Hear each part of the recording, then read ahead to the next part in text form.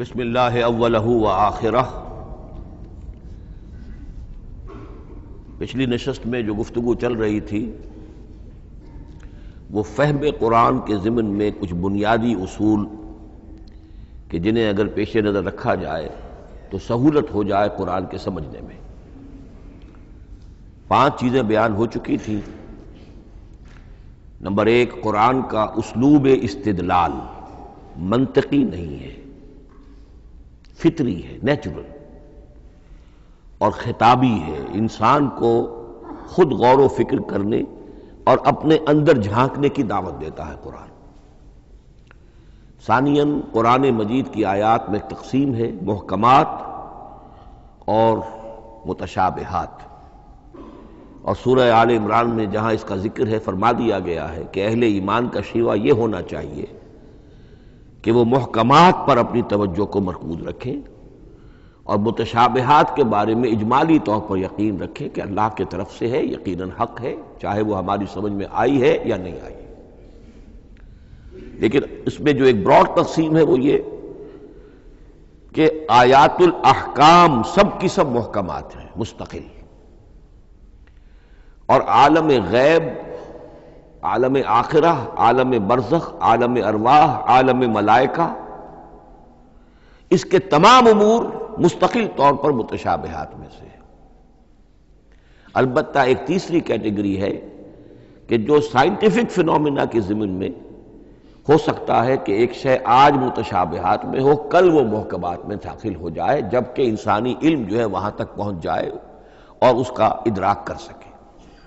Number 3، تفسیر زیادہ تر لفظی طور پر اور نحو اور صرف سے بحث کرتی ہے، تعویل کا مقصد ہے اصل مدلول تک پہنچنے کی کوشش کرنا۔ نمبر 4، تعویل میں عام اور خاص کانٹیکسٹ میں، زمان و مکان کے خاص کانٹیکسٹ میں جب قرآن نازل ہوا تو کسی آیت کا کیا اصل مفہوم تھا جو سمجھا گیا، اس میں شان نزول کی روایات کو بھی اہمیت حاصل ہوگی۔ لیکن چونکہ قرآن مجید صرف اس دور کے لیے یا اس علاقے کے لوگوں کے لیے ہدایت نامہ بن کر نہیں آیا تھا، بلکہ پوری نوع انسانی کے لیے تابد الآباد، لہذا اسی میں وہ مضمر ہے، اس میں وہ ہدایت مضمر ہے۔ یہ تعویل عام کر کے آیت کے الفاظ، ان کا در و بست اور آیت کا سیاق و سباق اس کے حوالے سے، اور القرآن یفسر بعضہ بعضا کے حوالے سے یقیناً جو ہے اس میں ابدی ہدایت جو مضمر ہے وہ بھی حاصل کی جا سکتی ہے۔ نمبر 5، تذکر اور تدبر کا فرق، یہ دونوں الفاظ قرآن کے ہیں۔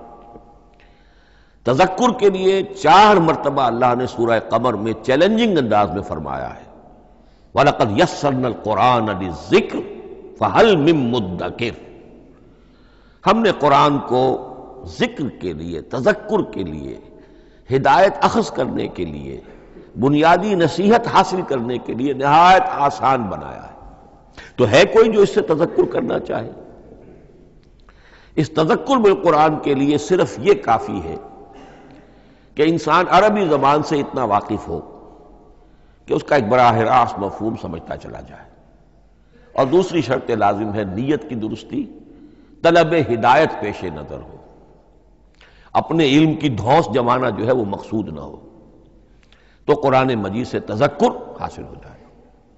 تدبر کے اعتبار سے قرآن مجید مشکل ترین کتاب ہے، بلکہ میں نے اس وقت ایک غلط لفظ استعمال کر دیا تھا، دنیا کی مشکل ترین، یہ دنیا کی کتاب ہے ہی نہیں، یہ تو مشکل ترین کتاب ہے، بہی معنی کہ اللہ تعالیٰ کے علم کامل سے اس کا نزول ہوا ہے، اس علم کا احاطہ کسی انسان کے لیے ممکن نہیں ہے۔ اسی طرح یہ قرآن ایک ایسے سمندر کے مانند ہے جس کا نہ کوئی کنارہ ہے اور نہ ہی اس کی کوئی تہہ ہے، اس میں پوری زندگیاں کھپانے کے باوجود بھی افلا یتدبرون القرآن، تدبر لیدبروا آیاتہ ولیتذکر اولو الالباب، یہ 2 اصطلاحات خود قرآن کی ہیں۔ میرا جو کتابچہ ہے مسلمانوں پر قرآن مجید کے حقوق، اس میں نے ان پر تفصیل سے بحث کی۔ نمبر 6، 2 اعتبارات سے قرآن مجید پر غور کرنے والے کا ایٹیچیوڈ ایک دوسرے سے بالکل متضاد ہوگا۔ احکام کے حوالے سے ایک طالب علم کا رخ پیچھے کی طرف ہونا چاہیے، اسلاف نے کیا سمجھا، ان سے پہلوں نے کیا سمجھا، ان سے پہلوں نے کیا سمجھا، صحابہ نے کیا سمجھا، یہاں تک کہ اپنے آپ کو محمد الرسول اللہ کے قدموں میں پہنچا دیجیے۔ دین کا عملی پہلو، حلال اور حرام، جائز و ناجائز، یہ چیزیں آپ کو، یہ نہیں کہ آپ کو نئے زمانے کی وہ جو بھی ریسرچ ہو اس کے حوالے سے اور نئے زمانے کے سائنسی جو حقائق ہیں ان کے حوالے سے بات کریں۔ دوڑ پیچھے کی طرف ہے گردش ایام تو، پیچھے سے پیچھے، پیچھے سے پیچھے، یہاں تک کہ مصطفیٰ برسا خیش را کے دی ہم اوست اگر بہو نہ رسیدی تمام مولا پیچھے۔ لیکن حکمت، سائنس، اس کے حوالے سے آگے بڑھیے، آگے سے آگے بڑھیے۔ وہ تو میں عرض کر چکا ہوں کہ وہ جو فینومینا قرآن مجید میں سائنٹیفک مذکور ہیں ان کی اصل حقیقت جو ہے وہ ہمارے اگر اسلاف کو سمجھ میں نہیں آ سکی تو بات سمجھ میں آتی ہے۔ ابھی اس علم کی سطح ہی اتنی کمزور تھی، اتنی نیچی تھی کہ ان کی اس کا ادراک ممکن نہیں تھا۔ اس میں آگے بڑھیے تو اس میں بالکل متضاد ہو گیا کہ ایک میں زمانے کا ساتھ دینے کی بجائے زمانے سے بھی آگے چلو، اور ایک میں پیچھے پیچھے پیچھے پیچھے، یہاں تک کہ محمد الرسول اللہ والذین معہ، محمد الرسول اللہ والذین معہ، ان کے قدموں تک اپنے آپ کو پہنچا دو۔ آخری شے فہم قرآن کے ضمن میں، لیکن یہ last but not the least کے مصداق ہے۔ یہ بات بہت صراحت کے ساتھ مولانا مودودی نے لکھی ہے تفہیم القرآن کے مقدمے میں، اور بہت اہم بات ہے، بہت اہم بات ہے، اور وہ یہ ہے کہ قرآن مجید ایک ایسی کتاب نہیں ہے جسے کوئی محقق اور ریسرچ اسکالر اپنی لائبریری میں بیٹھ کر اور ریفرنس بک سامنے رکھ کر ادھر سے ادھر اور سمجھ لے۔ اس کے سمجھنے کی شرط لازم یہ ہے کہ جو یہ راستہ دکھاتا ہے اس پر چلنا شروع کرے۔ ایک ایک قدم کے بعد قرآنی حقائق مزید منکشف ہوں گے، اور مزید منکشف ہوں گے، اور مزید منکشف ہوں گے۔ جب تک قرآن مجید کے بتائے ہوئے راستے پر آدمی چلے گا نہیں، قرآن کی اصل حقیقت اس پر کبھی منکشف نہیں ہوگی۔ چاہے تفسیر لکھ دے، وہ تو لفظوں کی بحث ہے، صرف اور نحو ہے یا روایات ہیں، وہ جمع کر دیجئے، لیکن یہ کہ قرآن مجید کا صحیح فہم عمل کے بغیر ممکن نہیں۔ جیسے قرآن مجید میں آتا زادتہم ایمانا، ایمان بڑھتا ہے، عمل کے ذریعے سے ایمان بڑھتا ہے۔ میں اس میں ایک شے کا اضافہ کر رہا ہوں۔ میرے نزدیک قرآن مجید مینول آف ریولیوشن، محمد عربی صلی اللہ علیہ وسلم نے ایک عظیم انقلاب برپا کیا دنیا میں، اور ایک انقلابی جد و جہد کی ہے۔ دعوت کے قبول کرنے والوں کو منظم کرنا، ان میں سم و طاعت کی عادت پیدا کرنا، پھر ان میں تن من دھن قربان کرنے کا جذبہ پیدا کرنا، پھر ان کا تزکیہ کرنا، ان کی تربیت، پھر جب وہ تیار ہو جائیں تو باطل سے ٹکر، اور اس میں پھر جہاد اور قتال کے مراحل، تاکہ انقلاب آ گیا، اور یہ کہ جاء الحق وزہق الباطل ان الباطل کان زہوقا۔ اس جد و جہد کے ہر مرحلے پر قرآن نازل ہو رہا ہے، جو اس مرحلے کے جو مسائل ہیں، جو اس مرحلے کے پرابلمز ہیں، جو اس مرحلے کی مشکلات ہیں، ان سے بحث کر رہا ہے۔ اب اگر کوئی فرد یا کوئی گروہ اس پروسیس میں وہ داخل ہی نہیں، وہ سمجھ ہی نہیں سکتا کہ یہ جو بات کہی جا رہی ہے اس کا اصل محل کیا ہے، مقام کیا ہے، کیوں کہی جا رہی ہے، وہ تو جب اسی قسم کی انقلابی جد و جہد میں کوئی خود مبتلا ہوگا تو اسے معلوم ہوگا یہ تھی وہ مشکل، یا یہ تھا وہ مسئلہ، یا یہ تھا وہ مرحلہ جو اس وقت کی جو جد و جہد تھی محمد الرسول اللہ والذین معہ کی، کہ اس وقت یہ آیات نازل ہوئی۔ اس طریقے سے مینول آف ریولیوشن میں کہا کرتا ہوں، چونکہ ہماری جو طب کی تعلیم ہوتی ہے ان میں مینول آف ڈسیکشن، سب سے پہلے جو ہے اناٹمی پڑھائی جاتی ہے اور ڈیڈ باڈی کی ڈسیکشن ہوتی ہے، تو مینول آف ڈسیکشن جو ہے وہ پہلی کتاب ہوتی ہے جو ہمیں ملتی ہے۔ یہ ہوتا ہے، بتایا جاتا ہے یہاں ذرا شکاف دو اور یہ کھال کو کاٹو، اس کے اندر تمہیں یہ نظر آئے گا، یہ فیشیا ہے، پھر اسے اس کے اندر ایک اور شگاف دو، یہ نظر آئے گا۔ بالکل اسی طریقے سے قرآن مجید کی انگلی پکڑ کر اگر آپ چلیں گے تو پھر درجہ بدرجہ قرآن آپ پر منکشف ہوتا چلا جائے گا۔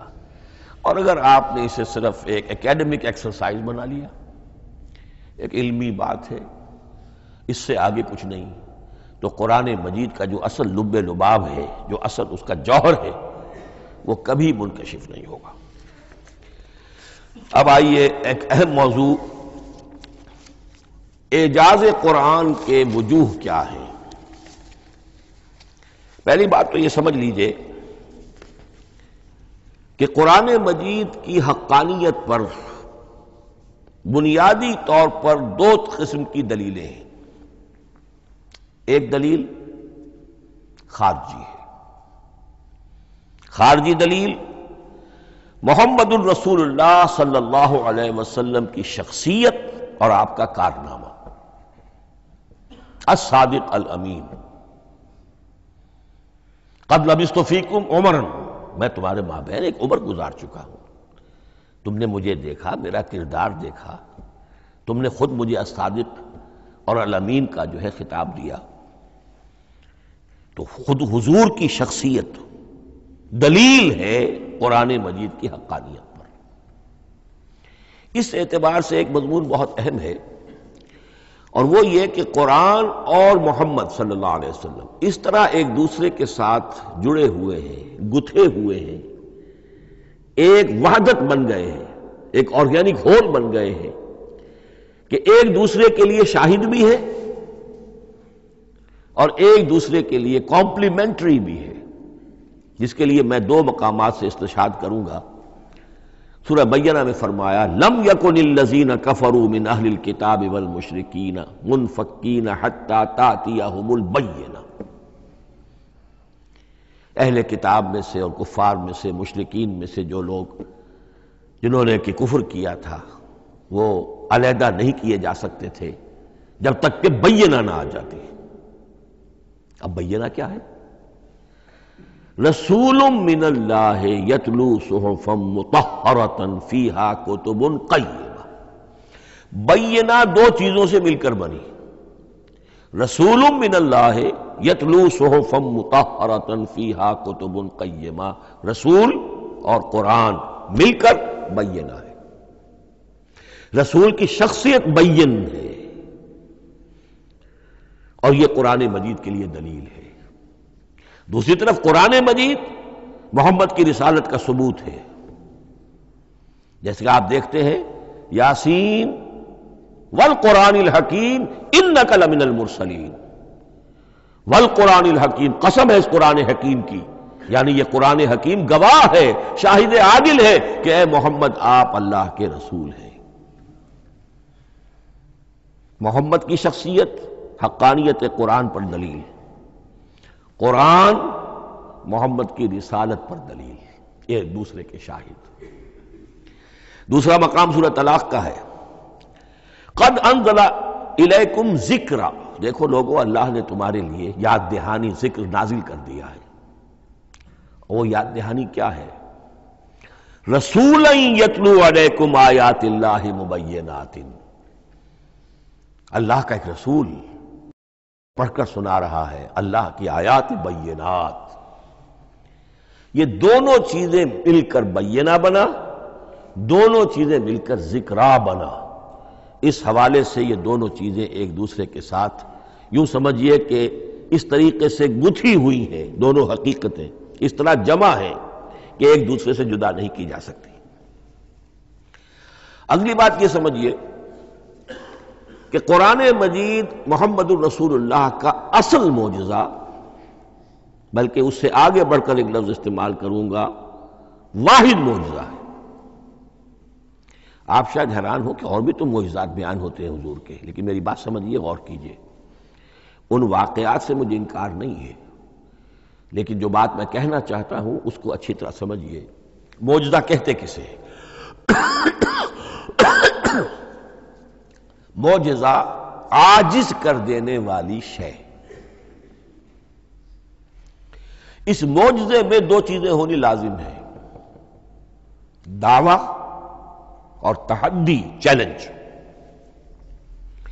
جبکہ کوئی خرق عادت کوئی شے پیدا ہو جائے، خرق عادت اسے کہتے ہیں کہ فزیکل لا ایک ہے، پانی، واٹر کیپس اٹس سرفیس، حضرت موسیٰ کا عصا اس پر لگا اور سمندر پھٹ گیا، خرق عادت ہے، یعنی جو عادی قانون ہے، عام طور پر جو قوانین طبعیہ ہیں ان کا پھٹ جانا، ختم ہو جانا، ٹوٹ جانا، اور کسی حقیقت کا اس میں سے ظاہر ہو جانا جو ان فزیکل لاز کے خلاف۔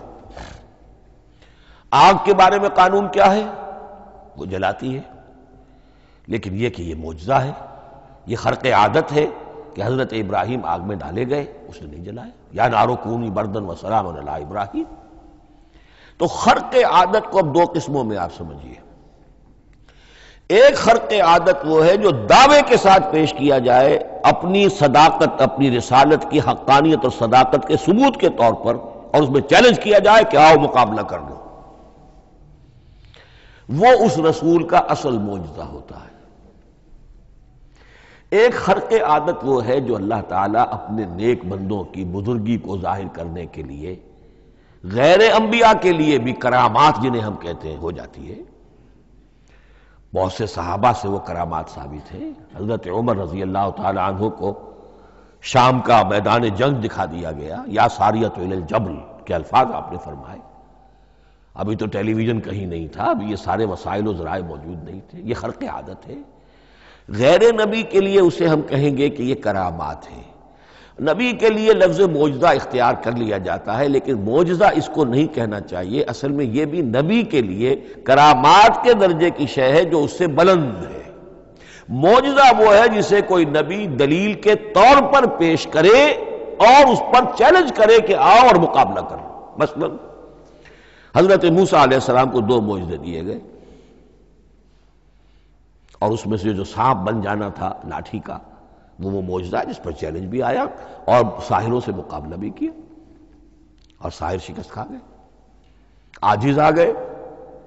القی السحرۃ ساجدین، وہ سارے جادوگر جو ہیں فوری طور پر بے اختیار سجدے میں گر گئے۔ آمنا برب موسیٰ و ہارون، ہم ایمان لے آئے موسیٰ اور ہارون کے رب پر۔ یہ معجزہ ہے۔ اس معنی میں محمد الرسول اللہ صلی اللہ علیہ وسلم کا معجزہ صرف قرآن حکیم، قرآن مجید۔